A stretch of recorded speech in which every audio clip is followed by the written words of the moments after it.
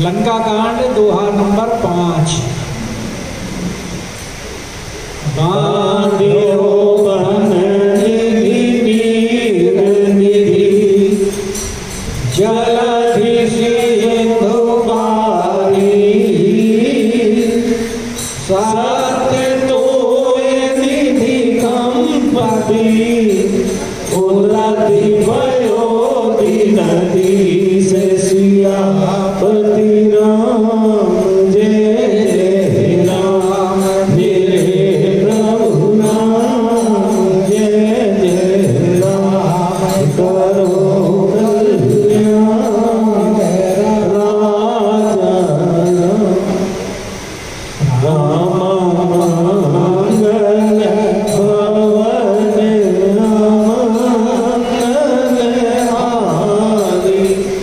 राम जय सिया राम राम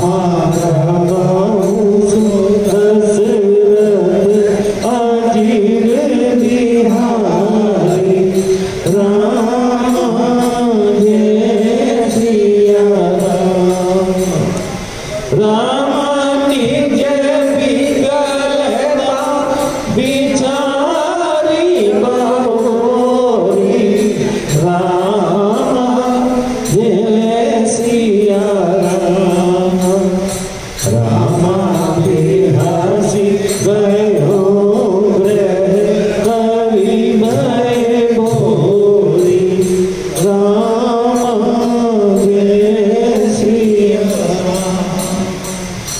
राम मातो दई सुनियो प्रभु आयो राम जय सिया राम राम को तो कहीं पाओ दिखायो राम जय सिया राम राम करे गई पता ही भवन नीचे आनी राम जय सिया राम राम बोली पहरा में मनोहर वाणी राम जय सिया राम राम चरण नाई शिव अंचलो राम जय सिया राम राम सुनाऊं बचन प्रिय बारी हरि को पा राम जय सिया रामनाथ बायर की जय ताही सो राम जय सिया राम राम बुद्धिमल सर्वहि जीवी जाहि सो राम जय सिया राम तुम्हारी रघुपति अंतर राम जय सिया राम खलो दिन बरही जैसा राम जय सिया रामायती बल मधु कैटभ जेहि मारे राम जय सिया राम महावीर दिति सुत संगारे राम जय सिया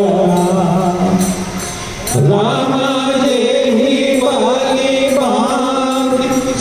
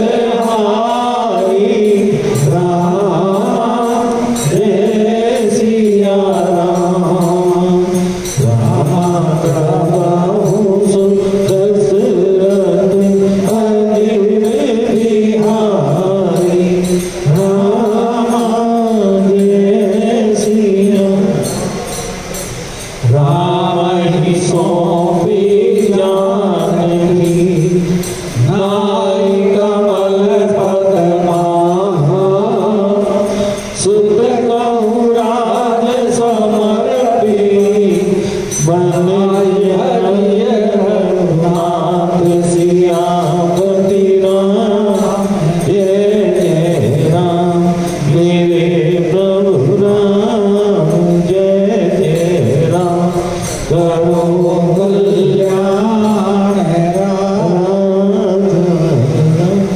बांध्यो बननिधि नीर निधि जलधि सिंधु मारी सत्य तो निधि कंपति उदधि मयोधि नदी से सियापति राम जय जय राम मेरे प्रभु राम जय जय राम करो कल्याण परमादरणीय समुपस्थित मानस प्रेमियों भगवत चरणारविंद में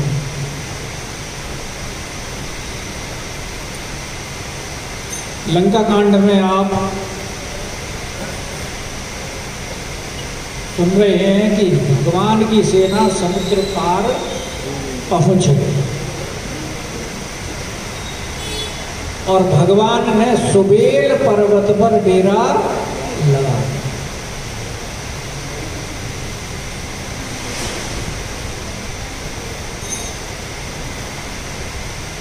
और वहां पहुंचने के बाद भगवान ने वानरों को आज्ञा दे दी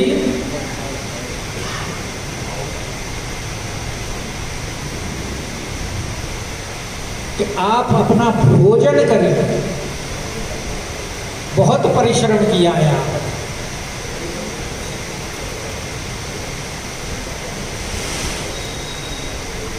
भाई भगवान के लिए अगर कुछ करे तो भगवान उसका फल अवश्य देंगे। जब सांसारिक जीव अपने प्रति किए गए उपकार के बदले में कुछ देता है तो भगवान क्या कमी छोड़ेंगे?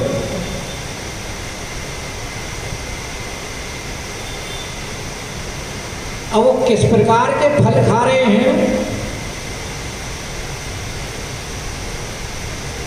जो वहां वन में सुंदर सुंदर फल रखे हुए थे और भगवान की कृपा से जिन वृक्षों पर फल जिन ऋतुओं में नहीं आते थे उन ऋतुओं में भी आ रहे हैं और बड़े मीठे मीठे फल आ रहे हैं। बड़े बड़े वृक्षों में तो फल आ ही रहे हैं। वो जो बोनसाई जो पौधे होते हैं छोटे छोटे उनमें भी फल आ रहे हैं। और जो कहाँ दो दो चार चार एक फल देते थे 10-10 5-5 देते थे वो बहुतायत में फल दे रहे हैं। वानर खाई मधुर फल बिटपे हलाई लंकासन मुख शिखर चलावई। कल बताया था कि भाई फल खा रहे हैं, वृक्षों को उखाड़ करके लंका की तरफ फेंक रहे हैं, क्योंकि हनुमान जी ने कहा था कि जब तक हमने फल खाए तो किसी ने कुछ नहीं कहा।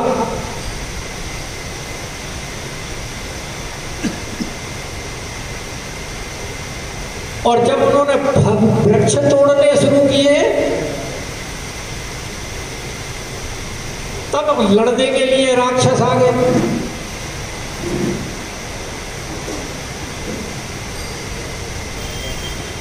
रावण से भी हनुमान जी ने यही कहा था, खाए फल प्रभु लागी भूखा और कपि स्वभाव ते तोरे रूखा और सबके देह परम प्रिय स्वामी मारई मोई कुमार रामी।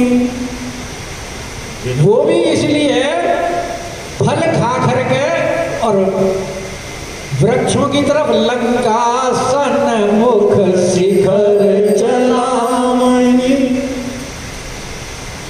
वृक्षों को पकड़ पकड़ के हिला रहे हैं और फिर फेंक रहे लंका की तरफ। और जब नहीं आ रहे तो फिर पत्थर मार रहे हैं, अब तो निकलोगे।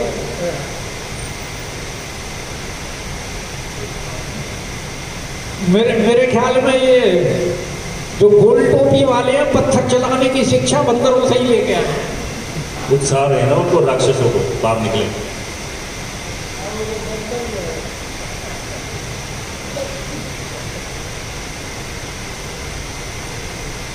और ये भी बताया कि 3 प्रकार के बानर हैं। जो सामर्थ्यवान हैं वो तो नीचे से ही पकड़ के हिला रहे हैं, तोड़ को ऊपर से आ जाते हैं, खा लेते हैं। जो कम सामर्थ्यवान है वो चढ़ जाते हैं, और जो और ज्यादा ढीले हैं वो नीचे से पत्थर मारते हैं और तोड़ के खाते हैं पत्थर। और सारे में बानर ही बानर फैले हुए हैं। और अगर कोई उन्हें भूले भटके निशाचर मिल जाए,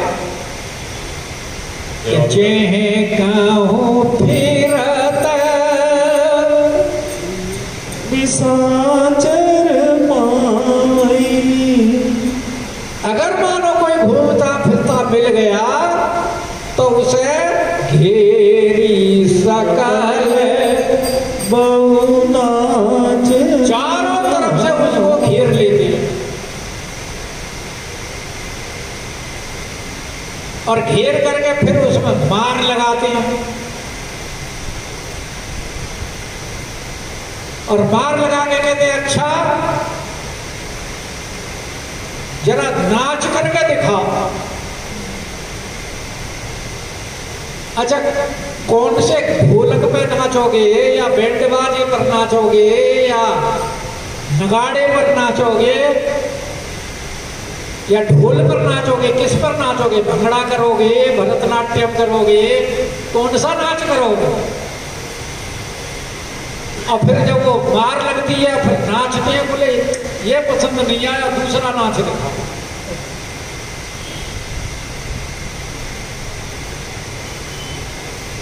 जैसे वो सुखसारण को मारा, बहु प्रकार कपि मारन लागे, दीन पुकार तड़पि न त्यागे।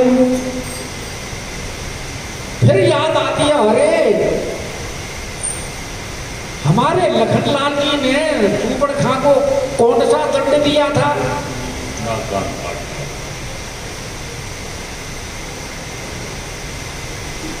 और हनुमान जी जब लंका में गए थे तब रावण ने क्या दंड सुनाया था?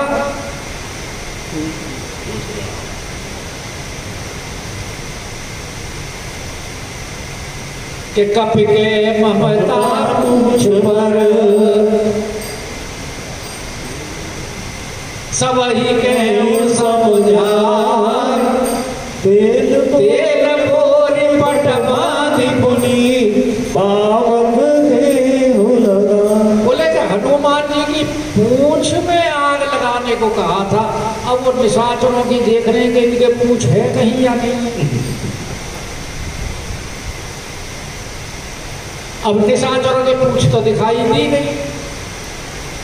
बोले लखनलाल जी वाला दंड दे,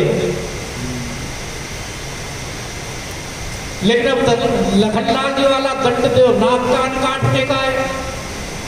तो लखनलाल जी के पास तो तलवार थी, उन्होंने नाक कान काट दिए। अब बानरों के पास में तो तलवार है नहीं।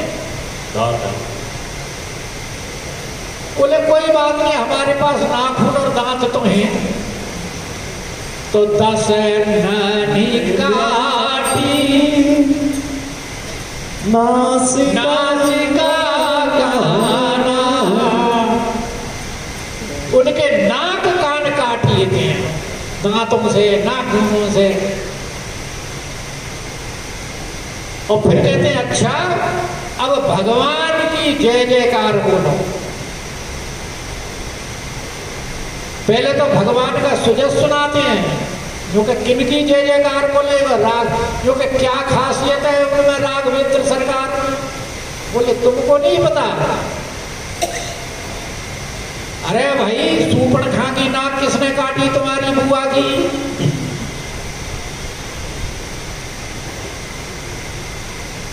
खरदूषण को किसने मारा? बाली को किसने मारा?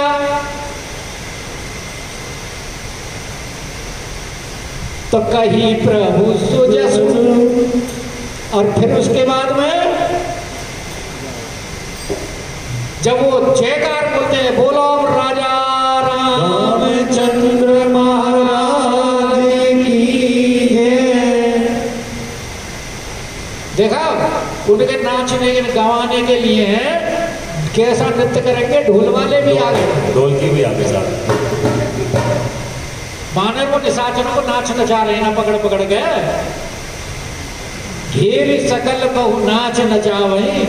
और जब उनको वो राजा की जय बोल देते हैं कि ते ही तब जाना। और भैया जिनके नाक कान कट गई तो उन्होंने तो शिकायत करनी है। जैसे सुपड़ खाने जाकर के रावण से शिकायत करी थी कि तो ही जियत दस कंधर, अरे मोर की असगति हो। तेरे जीते जी और मेरी ऐसी हालत हो गई, धिक्कार है तुझे पर। राधे श्याम जी ने बड़ा सुंदर वर्णन किया है कि मेरी तो नाक गई सो गई, अब अपनी नाक संभालो तुम। और जब जग में ऊंची नाक नहीं तो नकटा नाम धरा लो तुम। राधे श्याम ने बहुत बढ़िया रामायण लिखी है, उसके पढ़ने में बड़ा आनंद आता है। और कम पढ़ा लिखा आदमी भी उसको बड़ी आराम से समझ जाता है। यहाँ तो फिर भी गोस्वामी जी ने शब्दों को, सब तरह के शब्दों का समावेश किया है। उसने तो बड़ी सरल भाषा में लिखा है, राधे श्याम बरेली वाले।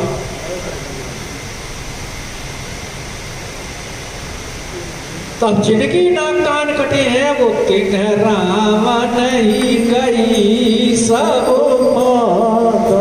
क्योंकि महाराज ऐसे ऐसे समुद्र पार से सेना आ गई है, और देखो उन्होंने हमारी क्या हालत बनाई है। क्योंकि समुद्र पार से कैसे आई, क्योंकि समुद्र के ऊपर पुल बनाया, और पुल के रास्ते सारी सेना उतर के यहाँ आ गई। और उन्होंने तो सारे वन में डेरा डाला हुआ है, चारों तरफ वानर ही वानर दिखाई देते। जब रावण ने सुना कि अच्छा समुद्र के ऊपर पुल बन गया, सेना आ गई, कि सुनते श्रवण बारिधि बंदाना। क्योंकि रावण को विश्वास नहीं था कि कोई ऐसे विशाल समुद्र के ऊपर पुल भी बना सकता है। इसलिए पुल के निर्माण में रावण के तरफ से कभी कोई बाधा नहीं डाली गई। नहीं तो रावण कुछ ना कुछ प्रयास करता पुल को रोकने के लिए। जैसे इजराइल अमेरिका ने कर दिया कि ईरान कैसे बम बना लेगा,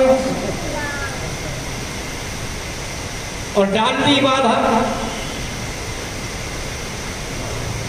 तो रावण ने कोई बाधा नहीं दी, क्योंकि उसे विश्वास था। जब वो लंका में आकर के बसा था तो उस समय उसे विश्वास हो गया था कि यहाँ तो तेरी नगरी में कोई आ ही नहीं सकता। इसलिए वो स्वयं दूसरों के घरों में जा जाकर लड़ाई करता, क्योंकि अपने आप को तो वो पूर्ण सुरक्षित माने हुए बैठा था। इसलिए जब उन्होंने ये कहा, निशाचरों ने, नकटे मूंछों ने जाकर कि पुल बंद है आए, तो रावण को बड़ा अचंभा हुआ। और अचंभे में आदमी विस्मित वाली कोई घटना सामने हो जाए, विस्मयकारी, उसमें बौखला जाए।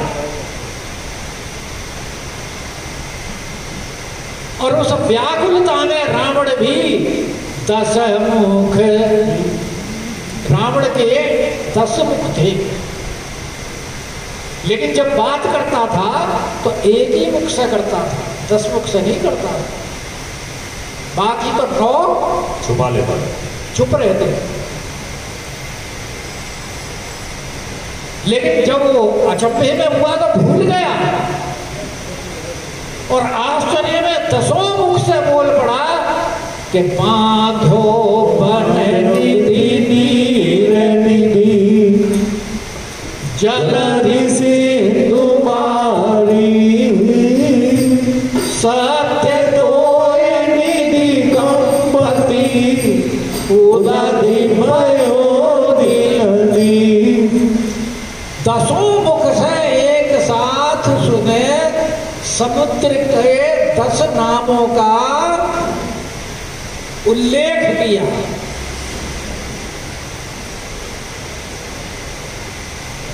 क्योंकि अचंभे में था ना, व्याकुलता थी, ऐसा कैसे हो गया। और कोई कोई कहता है कि रावण को किसी ने कहा था कि जब तू एक ही नाम के वस्तु के और उसके 10 नामों से अलग अलग 10 नाम अलग अलग मुखों से वर्णन करेगा तो तेरी मृत्यु निकट है।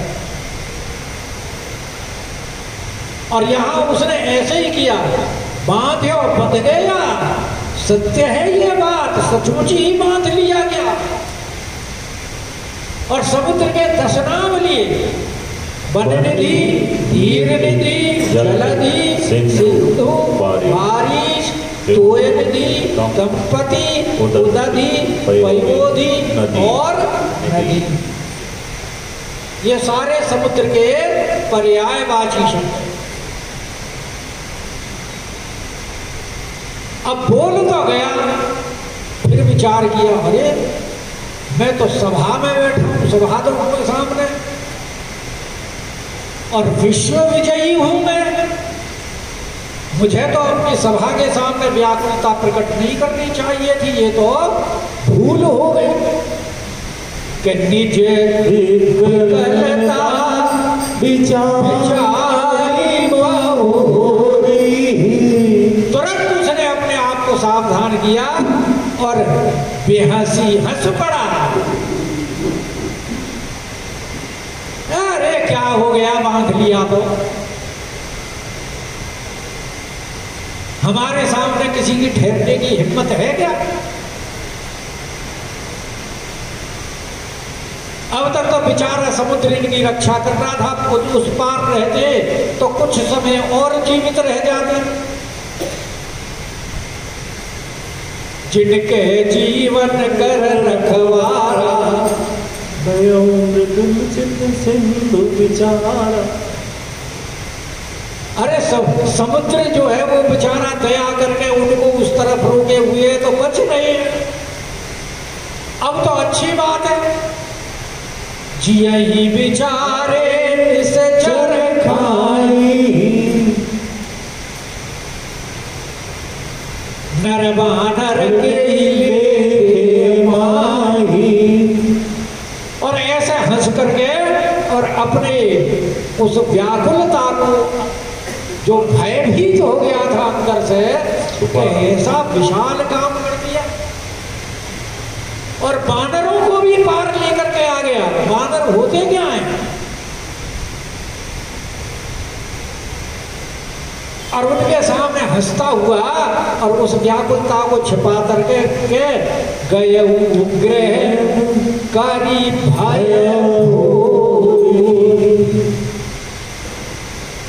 को भुलाकर और घर की तरफ, महलों की तरफ चल दिया। जब महलों की तरफ जाने लगे तो वहां रास्ते में मंदोदरी उनका इंतजार था, क्योंकि रावण के तो जासूस जितने थे ही थे। मंदोदरी के जासूस जो थे वो बहुत ज्यादा निपुण और चतुर थे। सुंदरकांड में भी लिखा है ना कि दूत सन सुनपुर जनमानी मंदोदरी हृदय अकुलानी। पुरजनमानी क्या सुनी? अरे भाई, जिनके दूत की इतनी करनी है कहते ही आए पुर कवन भलाई, जासु दूत गुण बरनी न जाए।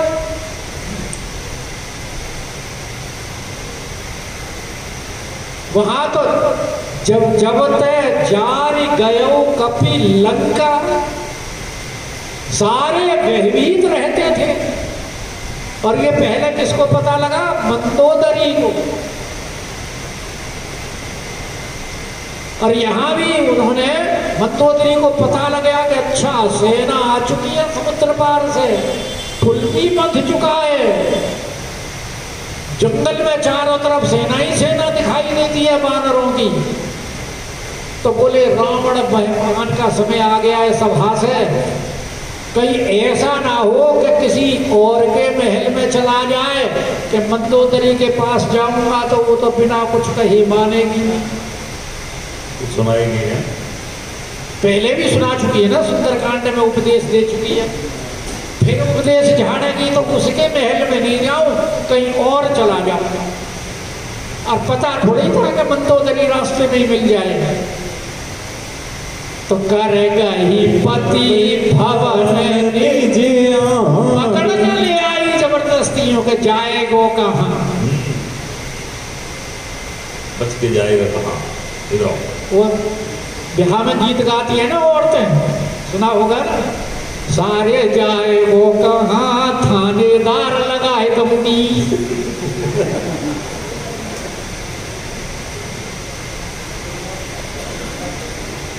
उसने भी हाथ पकड़ लिया कि करेगा ही पति भवन निज, अपने महल में पकड़ करके ले आए होंगे, महाराज आप हमारे पति हो, हमारी रक्षा करना आपका धर्म है। इसलिए पहले आप हमारी बात सुनिए। और बोली परम मनोहर बानी, क्योंकि जब पति से अपनी बात मनमानी होती है तो उस समय बहुत ही मीठी मीठी और धीमी आवाज में मनोहर शब्दों में बात की जाती है। तो वैसे तब यहां भी बोली परम मनोहर वाणी में, और मंदोदरी अब कह रही है। और मनोहर इसलिए भी है कि भगवान के बारे में उनको सूचना दे रही है, उनकी जानकारी रावण को अवगत करा रही है, रावण को भगवान के बारे में। तो भगवान के वर्णन करना ये मनोहर वाणी, इससे ज्यादा क्या हो।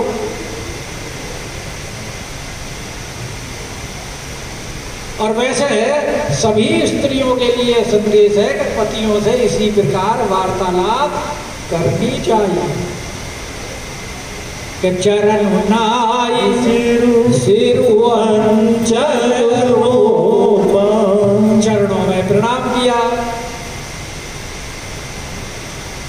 और जो आंचल होता है, जो साड़ी पहनती हैं, सूट वालों के वो चुन्नी होती है, और साड़ी पहनने वालों के जो सिर पे से पल्लू लाते हैं छाती पर, उसको आंचल पसार, आंचल पसार करके, जैसे वो चित्रकूट में वहां अयोध्या वासिनी कर रही है, रमा रमन पद बंध बहुरी, विन वही अंजुलि अंचल जोरी,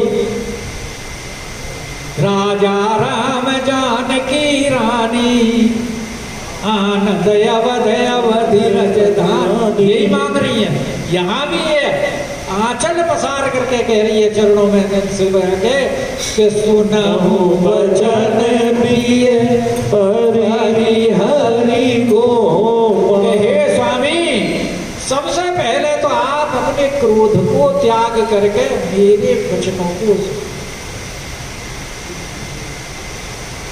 क्योंकि अब आप सभा में से आ रहे हैं और सभा में 100 तरह की बात होती है। हो सकता है किसी के ऊपर आपको क्रोध आ गया और वो क्रोध अभी तक बना हुआ हो, तो सबसे पहले तो अपने क्रोध का त्याग करिए, क्योंकि क्रोध में आदमी नीति की बात नहीं सुनता। और मंदोदरी जानती है कि रावण को जब क्रोध आता है फिर वो किसी की सुनता नहीं।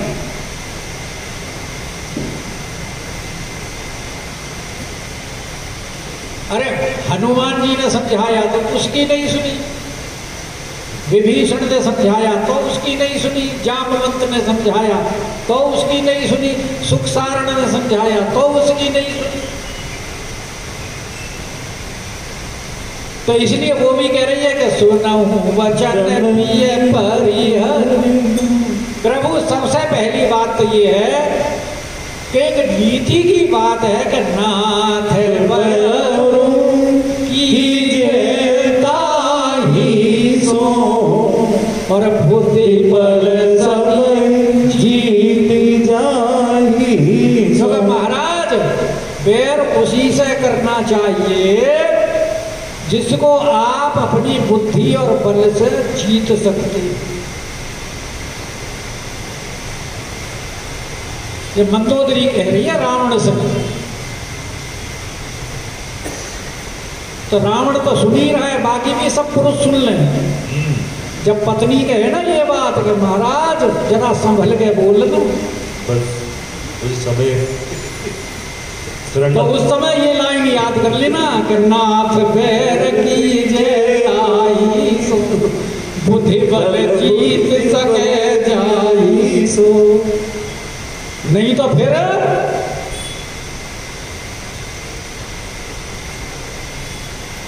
हालत खस्ता हो जाती है और आदमी बाहर कह भी नहीं सकता। वह मुरारी बाबू कथा में सुनाया करते थे कि एक नौकर रो रहा था बहुत जोर जोर से। मालिक आया, अरे भाई क्यों रो रहा है? और इतना जोर से रो रहा है उसकी सुबह की बंद ना हो। बड़ी मुश्किल से शांत किया, फिर पूछा तसल्ली से, अरे भाई बात तो बता क्यों रो रहा है? यूं कह क्या बताऊं, आज तो मुझे मालिकिन ने मारा। तो सेठ जी बोले, अरे तो इसमें कौन सी बात हो गई? मुझे कभी तेने रोते देखा है? कौन सी नई बात हो गई है? अरे भाई मारा है तो मारा, फिर क्या हो? इसमें रोने की कौन सी बात है? इसलिए भाई संभल के बोलना चाहिए। नाथ बैर कीजे ताहि सो बुद्धि बल सकल जीत जाहि सो।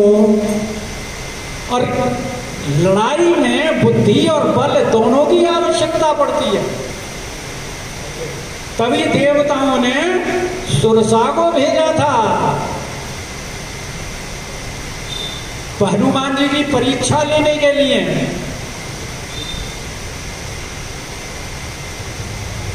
और जब परीक्षा ले ली तब उसने कह दिया कि हाँ तुम बल बुद्धि निधान, अब आप जा सकते हो। और आशीष दे गई सो हर्ष चलो हनुमान।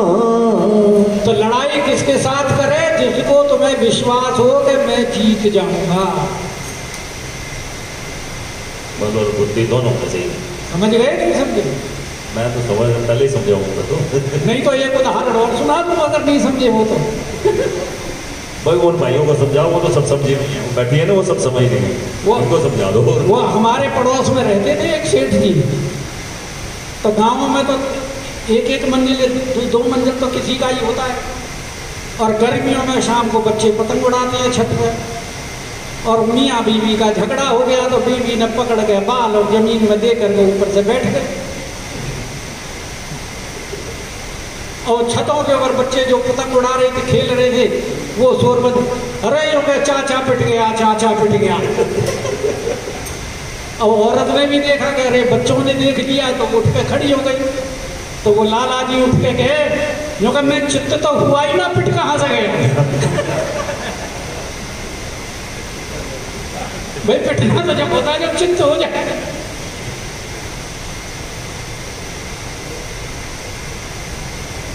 तो इसलिए भैया नाथ बैरू की जय सो बुद्धि बल सगहि जाई सो, और तुम्हारी रघुपति अंतर कैसा, खलु दोत दिन करही जैसा।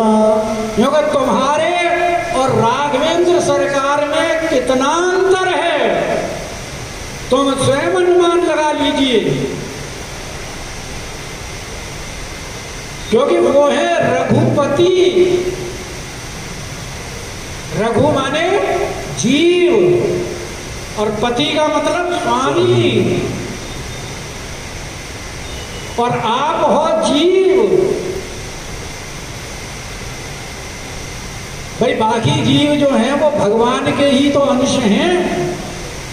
ममेवांशो जीव लोके जीव भूत सनातन, गीता।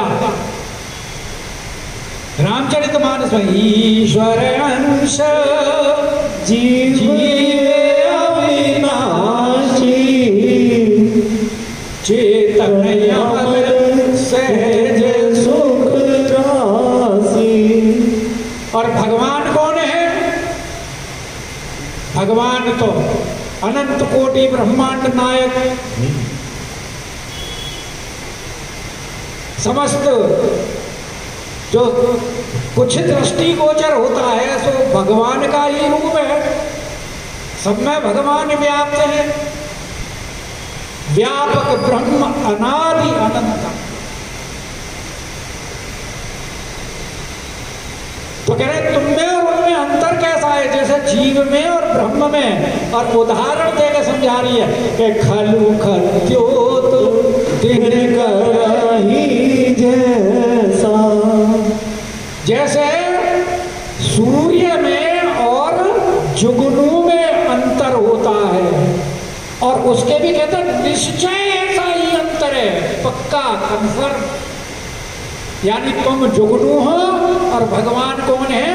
सूर्य।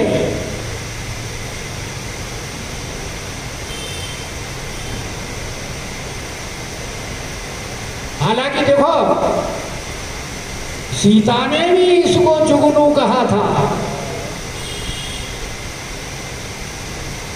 क्या कहा था वो चौपाई?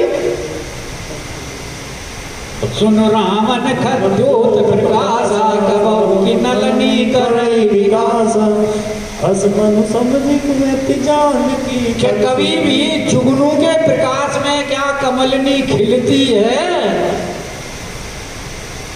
और इतने पर रावण को वहां क्रोध आ गया था जानकी जी को। पर उस वचन सुनी काढ़ी, बोला अति घिसियान, तलवार निकाल ली काढ़ असी। लेकिन यहां नहीं कह रहा कि मंदोदरी, तभी तो कहें भैया बुद्ध बल जीत सकी जाएगी। या तलवार थोड़े निकालेगा है, थोड़ा तलवार निकालेगा बीवी के आगे। मंदोदरी के सामने नहीं निकालेगा, पहले ही समझा दिया है मंदोदरी ने। तो कह रहे कि तुम ही रघुपति अंतर कैसा, दिन कराई। और अब उदाहरण दे करके समझा रही है कि अति बल मधु के